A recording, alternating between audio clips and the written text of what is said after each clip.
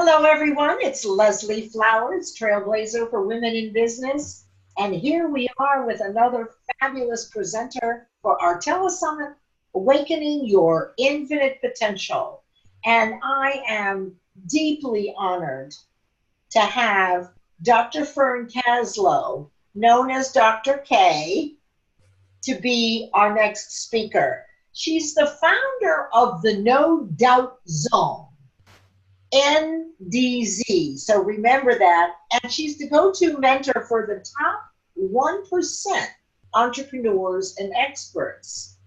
She's an innovator and calls herself a disruptor. Does that resonate with you? She opened her first integrative health and business centers in New York City, and in 10 months turned her two-person practice into a 12-person enterprise. And Dr. K says, slay your dragons, not yourself. Attack your doubts, but not who you are. You get to choose if you live in that no doubt zone or not. You get to break free in that zone and remove resistance to be who you really need to be to create what you want in your business and in your life. Dr. K has 30 years of experience as a clinical psychotherapist, speaker, author, business and branding consultant, and mentor. And she specializes in working with the top 1%. Now think about this, because this may be you. The influencers, the paradigm shifters, the ones that are different, the ones who want more. And she works with leaders globally through private mentoring, and has shared her wisdom and know-to knowledge through her rapid wealth system, shattering financial limitations, getting what you want when the world says no, power connecting with social programs, and power branding clinics. Now, the first four are trademarked as her work. She's been interviewed and featured in major media, including the New York Times, WABC, and WNBC, and New York Magazine, and has had dozens of articles published, and has co-authored a book on adoption law. So we are thrilled that you were able to carve out time to be with us, Dr. K, to talk about awakening your infinite potential and the infinite potential of the 1%ers. So welcome. Thank you so much. I'm really excited that you invited me to join you, because probably there's no subject as exciting to me as tapping into our infinite potential. Limitations are something I have never bought into. And so this is a perfect topic. I'm thrilled to be here with you. Oh, that is so awesome. So let me ask you a question. I know that you said you focus on bringing the top 1%ers into the no doubt zone. Can you tell us what that is, and why is that important to you? Yeah, absolutely. Let me start by defining 1%ers, because usually when people hear 1%ers, the first thing they think of is people who make huge amounts of money. And sometimes that's true. Okay, sometimes the 1%ers are defined by money, but they're also defined by impact. So to me, if you're a 1%er, you can be somebody who's making a huge difference in the world, and it may not be in a field that brings you into the 1% of income. So 1%ers can be income, 1%ers can be impact, and then there's another way that you can be a 1%er. And that's by somebody who is driven to have major impact in the world, to make a difference. So those are the people who are committed, they're determined, and you know what they're like. It's like you listen to them and you know that they are going to get done what they say they're going to get done. You know that they've got a big purpose and they're going to fulfill it. So that's the 1%. Not just money, it is impact, and it's a way of being in the world. It's those go-getters. It's the ones that Steve Jobs described, sometimes a little crazy, but the geniuses, the ones who are different, the ones who truly are the ones who change the world. And so for me, it's really exciting to work with them, because they are the difference makers. And if I can help them to be more influential, I'm going to touch more lives. Simple. So that's why it's important to you. That's why it's really important. It's important to me for two reasons. One is it expands my impact by helping them expand theirs. And as much as I love them, and I know you and I are in that group, we tend not to be the easiest people to work with. We really confound coaches, mentors, consultants, therapists. And so having a lot of skill in that arena and understanding them well, including from personal experience, it's an arena that I like to work in. So big impact and challenging for other people. So it's one really where I've kind of laid my stake in the ground. Now, when you say the no doubt zone is critical because that's the state of creativity. That's the state where we're in when we make the changes, okay? That's where we change ourselves. That's where we change the world. It's a state of clarity. It's a state of connection, commitment, congruence, and consistent action, which can be bold at times. It can be, sometimes it can be little steps, but it's aligned action and very often bold. So it's a state where you do that. And it's a state where you, people describe it as being most like themselves in the positive way. It's a space where you have mental and emotional toughness. It's that place where you're not just resilient, you're not just adaptable, but you create your life, your business life and your personal life at will. I call it the state of conscious creation. I love that. And, you know, I guess it's a state of mind, although that's a very simple way. And the way you've described it, it has much more depth and shades of gray, if you will, than just saying it is a mindset of the one percenters. But I'm curious how you got started doing this. I know you're an innovator and that you said that you opened the first integrative health and business centers in New York a few years ago. A lot of years ago. I was going to say 2 or 3. How did you get started? What was your awakening that you realized, well, hey, I've got the personality or the mindset of a one percenter, and this is the people I really like to work with? I'm assuming that, but how did you get started on this particular path? Okay, I got started. First of all, it has to do with, and those centers were a long time ago, when mind, body, health, things that we take advantage, we kind of take for granted today, were looked at like voodoo back when I started doing them. And the idea of integrative business was even crazier than mind, body, health. I mean, people did have a little bit idea that stress could affect your health, but that was about as far as it went. But for me, it really started by the family I was born into. It was the family I was born into. It was the body, which has had challenges since I'm a little kid. It was the body that I was born into and the perfect challenges that were in front of me. I was different. I was different than my family. I was different than the other kids. And while people say that our life is a school for what we're here to do, as time goes on more and more, I realize it's not just school, it's the perfect school. Okay, if we choose to get fully involved and fully immersed, it is the perfect school for becoming who we are in our most full, developing and using our infinite potential. So it's started out as that was who I was. It was my personality, it was my being, it was all of that. But then I had kind of a little event that even brought awareness to my second grade self that I was here to do something different. So this was back in the days that kids were, especially boys, but kids in general, they were not treated the way we treat kids today. You know, if a kid got in trouble, they were in trouble. Kids' limitations, they were labeled. Do you remember when kids used to be called retarded? Oh, yeah. Okay, so they were named retarded. There was a category called neither educable nor trainable.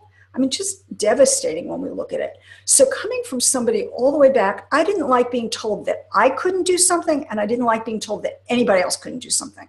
I mean, really have had a thing about being limited, being boxed in, being told you can't, you're not able, there's no way. So I had a little girl in my class back in second grade, and she was one of those kids horribly labeled retarded. And so she had this label, and I had a teacher who was not very nice and not very skilled. I mean, got to give her that she wasn't trained. So we had this little girl in our class, and she was quiet, and she kept to herself. The other kids pretty much ignored her, and the teacher ignored her. And one day I just couldn't stand it anymore. And I opened my always big mouth, and I said, you can't treat her like that. And the teacher looked at me. I always said if I was a boy, they used to take them over their knee and she used to paddle them. I would have been paddled. Luckily, I was a girl. Gender worked in my favor. And her jaw dropped. She was like, she couldn't believe that. And I was tiny. My little self opened this mouth and told her what she could do. And she said to me, do you think you could do better? And I said, yeah. Okay. She said, well, then when I think about it now, it's amazing, but I didn't hesitate. It wasn't like I laid home at night in bed and thought, do I have the nerve to do this? It was just, she placed a limitation without even seeing if it was real. She just gave up on this kid. Mm-hmm. So I said to her, yeah, I can. And she said, well, then she's yours. She said, every day you finish your work and then you help her. And that was fine with me because I was bored anyway. And so now I had something to do when I finished my work. And this kid made strides. I'm not going to say that she became tops in the class because she didn't have that kind of intellect, but she learned, she was happier, she made strides. And then the school started sending me other kids. So the beginning of my private practice and my evolution into what I do started officially in the second grade. I was probably doing it and working with kids even before that, but it really started so that I had a paid private practice by the time I was a young teenager. It just continued to evolve and evolve and evolve. So saying no limits really worked. It was who I was. It was just, I always say that entrepreneurial DNA. I've also got DNA that just will not accept that word no, that word you can't. If somebody says to me, you can't, I go, watch me. If somebody says they can't, I say, do you want to show them what you can do? And so that's where it started. And it just evolved. First, it was about moving past educational limitations. Then it was mind-body because I saw that you could only go so far with traditional healthcare or traditional psychotherapy. So I moved into that next step. And then with business, I saw the same thing. If you just taught people how to market, how to build their business, we didn't use the word branding back then, but not in the way we do now, but they build their brand, they only got so far. Mindset, we didn't talk about it in those words, but we talked about positive thinking and it only went so far. So you had to have an integrative approach that one, it was really clear to me early on that the person had to be who they need to be to create what they want, and then they needed the skills. You couldn't focus on one, not the other.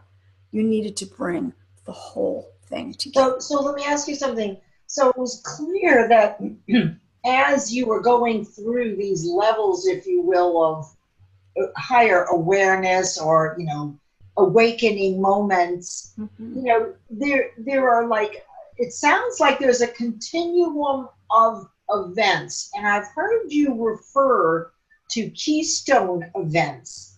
Tell us what that is. I remember this being around how to recognize and be ready for those events that will move you forward as you move forward in your life as you became aware. Okay, great. People often talk about keystone habits, the ones that put other things in place. So I'm talking about a keystone event. Now, a keystone event is not something that we often are really excited about when it happens. So, sometimes we might have a baby and that's great, or we might get a major promotion, that might be great, but sometimes they come in not such pleasant packages too.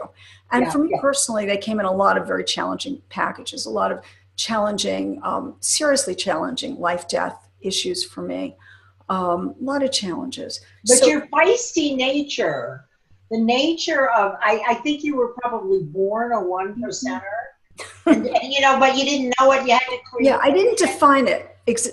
Right, and so your nature would be to continually evolve, and so you must have had a number of awakenings. I did, and it's interesting. You said something interesting before about the awareness. Now, in the very beginning, I wasn't aware that these were keystone events. Okay, later, I really moved them into a way that they're huge in terms of the way I work with people on their transformation. There are questions that I give people that are always will help them to move that. In some of my most literally life-threatening moments, I use that approach in the process I teach others. In the beginning, it was about my feistiness and my curiosity. The fact that if I gave up, I wouldn't know what would happen. I mean, it was like really that simple. It was like, if you give up when you're giving up. I didn't like to give in, give up, make anybody else right, ever, pretty much ever. Not coming from oppositional, but coming from that place of wanting to be all I could be and not liking that, that box, that limitation that you can't. So it wasn't an oppositional nature, but it was feisty to speak in terms of possibility, not limitations. Okay. So, and in the beginning, it was about curiosity. Later, as I evolved and as I studied, I began to understand that these events truly were keystone events. They were opportunities if we chose to take them. Now, we don't always take them. We don't always recognize them. We don't always choose to take them. Often we feel not up to the task of taking them, but they become clear that people can learn when they're happening. And there's little ones and big ones. You can learn how to use them. And when you learn how to use them, life becomes richer, and the alternative is not so great. Did you, have you had like one big awakening that you could share with us? Okay. Well, as I said, I've had a lot of awakenings. And let me share, before I share one big one that I would really love to share today, let me share just the way I approach that. I think everybody has many awakenings. Sometimes you're only aware of one big one. Some people are aware of little ones along the way, but I look at it as a spiral. So life gives us a challenge. And if we step up to that, and if we grow and learn through it, and then we kind of take a breath and say, wow, look what I've got. We might even design our business around it. A lot of people want to use their life lesson they know it's connected to their life purpose, especially consultants and coaches, therapists. But then you keep going and life throws you another one. So the next opportunity to grow, okay, to become who you need to be for that next step of what you want to create. And then you do that one, and then guess what happens? You get another one. So it's a continuing evolution of becoming who you need to be and being willing to let go of who you are now. And that's challenging, especially if you've been successful. Because you've been successful, a lot of what you've done has worked for you. So letting go of that to go into the unknown is not so easy. So yeah, I'd like to share one. I've had many, and we have a limited time, but I'd like to share one that I had in the last year that has been very meaningful for me and brought my work to another deeper place. So I had an accident, in quotes, because I don't really believe in accidents. I had a life event. It's hard to believe it's 10 years ago, but it's 10 years ago. And it was followed by 8 surgeries. And this awakening, everybody wanted me to label it right afterwards. And actually, I slipped on an icy speed bump. So people wanted me to say that God was telling me to slow up. And I said, it wasn't called a slow up bump. Maybe God is telling me to speed up. But along the way, I had interesting revelations. Everything from the fact that things about focus, also things like I couldn't move. I could barely walk for about 3 years after this little event. But in the beginning, I couldn't even move. I was not allowed to move. Now you can tell just listening to me, I got a lot of energy and I've got a lot of drive. If you would have told me before the accident or event that I could not move, that I could not go side to side for many, many, many months, I would have said to you, Leslie, you're nuts. There's no way I could do that. There's no way. If I tell you that not only did I do it, but it was not that horrible. It was only as horrible as I chose to believe it was horrible. That's it. So I was in crazy pain for years, literally 4 years, and then still in chronic pain. And the pain was at its worst when I would tell myself the story that this was it for the rest of my life. I mean, it got really bad at one point. And I really said to myself, what are you doing? You know better than this. So I did stop. And as soon as I stopped, the actual pain, the experience of the pain was different. It wasn't that I didn't have pain, but it didn't affect me the same way and I didn't feel it the same way, which is interesting. So those were big, but the biggest was that about a year ago, which was, years after all these surgeries and years after very long recovery, I'd had some cool things like I could understand more about other people being stuck. I didn't understand that before. I thought if you wanted to walk, you could get up and walk. I didn't know what it was like to relearn something like that. What I realized was that I had an event that we don't have time to go into, but an event that triggered all of this coming together. And I realized that there was a mosaic of lessons. And that lessons that I had thought were about one thing and lessons I thought were about another thing, if I looked at my life purpose, I had to put them all together. And I said, wow, this is different. I was actually talking to a very dear friend who's a colleague. She's an amazing, almost 90-year-old woman. And we were having a conversation late one night, and I said, you know, I'm finally feeling like I'm getting back to being able to do what I did before. And she said, you're never going to do what you did before. She said, what you're going to do is way deeper, way more powerful. And even if it's the same in a session, your message to the world is different. Mm-hmm. And I realized that different parts of my story, different parts of my experience, all these different keystone events and challenges actually made up a whole picture, but it wasn't the picture that I thought it was. So it wasn't just shattering limitations. It wasn't just getting into that zone of creating your life, but it was understanding that if you're not fully consciously creating your life, if you're not stepping into your power, trusting yourself, manifesting what you want, you're actually making decisions that are killing you. So you're either growing, I would have told you, yeah, I know that, you're growing or you're not growing, but no. Our decisions in every moment and our responses to these keystone events, to these awakenings, either bring us into our infinite potential more and more, each one, right? And infinite is infinite, so we keep going and evolving. So we're either moving to that and living most fully in that moment and being open to that next evolution, or we're making micro decisions, taking micro actions, thinking micro thoughts, getting stuck in trances and our resistance that are squelching us and are actually killing off who we are. And it's that true and that strong.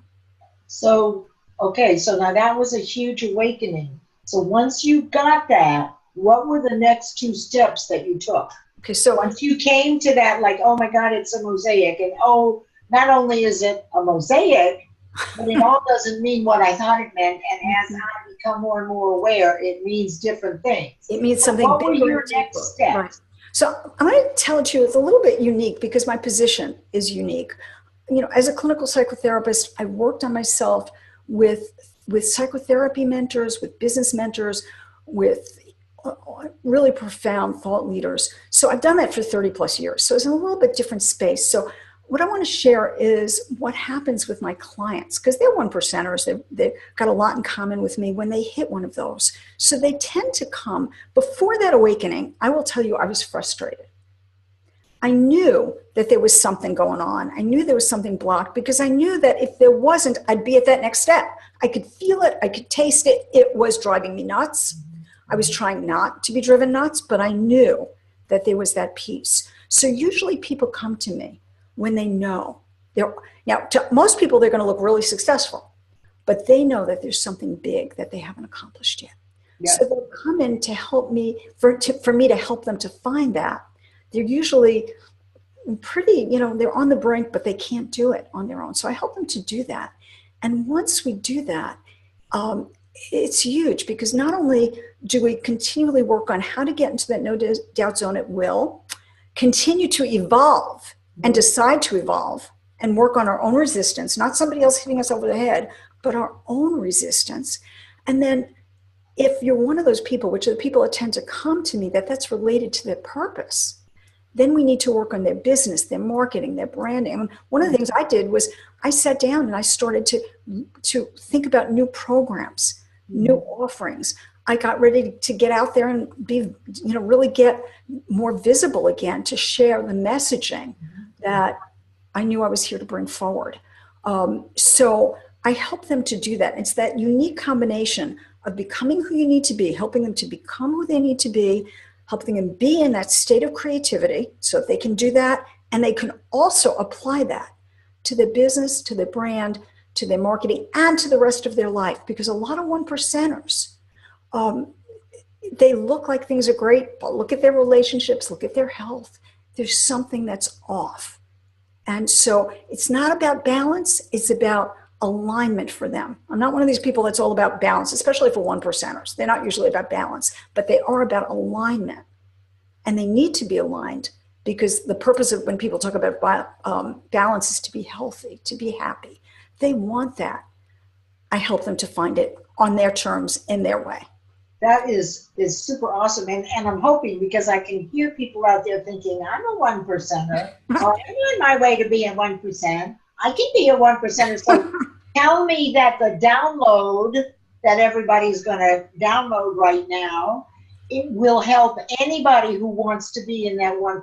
Tell us just a little bit about your download, because time is slipping away. I want to make sure that everybody realizes that your download isn't just for those 1%ers that we say have all these qualities. You probably are a 1%er, but will this help? Will your download? Absolutely. So if you're a 1%er, this is going to help you to be in your 1% more consistently. And if you're somebody who thinks you're in the 1%, you're not sure if you're in the 1%, you want to tap into your 1%, this is going to help you to do this. So this is going to help you look at your life, look at the lessons, and to see what, there's a lot of that forest from the trees. This is going to help you get really clear to understand awakenings on a deeper level.